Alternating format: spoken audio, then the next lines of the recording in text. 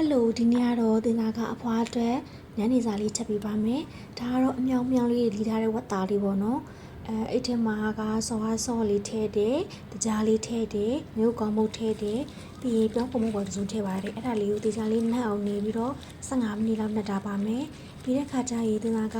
စက်တူနီလေးကိုလီထားမှာပေါ့နော်။လီမယ်ပြီးရင်စက်တူမေးလေးပါနဲ့လီထားမယ်။ပြီးတဲ့ခါကျရင်ဒီစက်တူနီလေးအရင်ဆုံးစီးတင်မှာပေါ့နော်။ဒီတူနီလေးနည်းနည်းနွမ်းလာပြီးဆိုရင်ကခုနကနှက်ထားတဲ့ဝက်သားလေးထည့်ပါမယ်။ပြီးတဲ့ခါကျရင်ဒီကဒီပြောင်းကုန်မှုအရင်နည်းနည်းလေးကိုဖြောရတယ်ပေါ့နော်။အဲ့ဒါလေးနဲ့ထည့်ပါမယ်စီစီလေးပြောင်းလို့ပေါ့နော်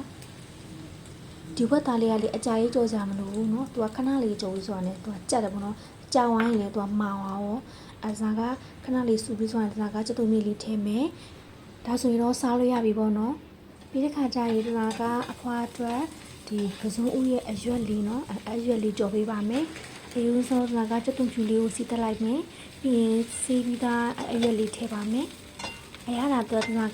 တကြားနည်းနည်းစားနည်းနည်းတုံထားပါတယ်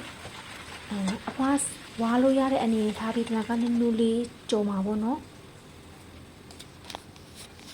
အိမ်မှာတော့လေအချိုမိုးတို့စက်သားမိုးတို့လုံးဝမတုံပါဘူး။ကြက်ပြီးဆိုရင်တော့ပကန်းထည့်မှာပေါ့နော်ဒါဆိုရင်တော့အဖွားအတွက်ညနေစာလေးရပါပြီ။